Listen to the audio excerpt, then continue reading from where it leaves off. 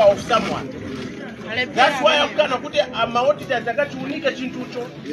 Now Zisango is a process of trust, a process of transparency, a process of accountability, and will not allow anyone to twist the will of Malawi. No matter how much is Kwanje, Mutanora it also will not allow you. Yes.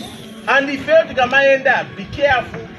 The other mukutuma auto tukuma uzati kwesa mwachepa kwambi take as many. Because the God we serve is powerful, is almighty, is awesome, and will not allow you to twist the will of Malawi. Is even mango funa nisindike.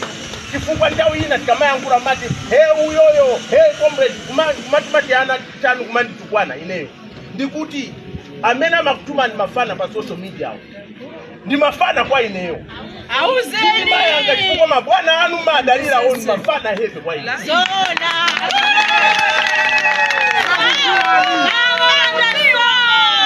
Sangu siwani.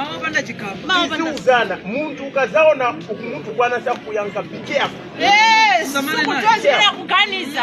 Izi tumaremba kuremba timakara hata kuti comrade waremba ifeo tigwira ntchito sitirora zisango izizi mubere iyayi. Sitikuopa. Ndipo sitikuopa china chili chonse, ndipo sitifoka, sititopa.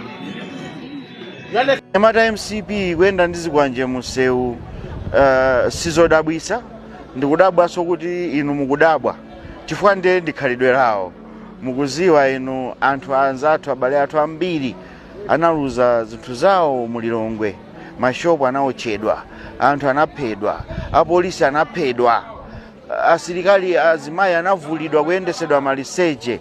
Zonsezi zimachitika ndi MCP.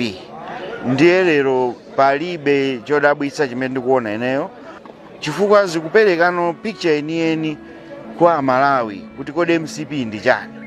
MCP ndi nkhanza, MCP ndi ng'ona, MCP ndi kupha, ndi anthu angati aphedwa ndi MCP osati kuyambiraso pano ya zindi m'magazi mwawo mpaka na amapha akuluakulu oti athandiza kuyika pa mpando. Ndiye mukudabwa chani? Musadabwe. Izizi ndimene amapangira lero kutulusa anthu azikwanje anyamatawo kuti atirese Amalawi kwenda pansewu pamene iwo uboma anatengera pansewu. Sizodabwisa koma ine ndasangalala kuti Amalawi athe kuona kuti kodi MCP tikamati chipani cha nkhanza timatanthauza chani, timatanthauza zinthu zake zimene.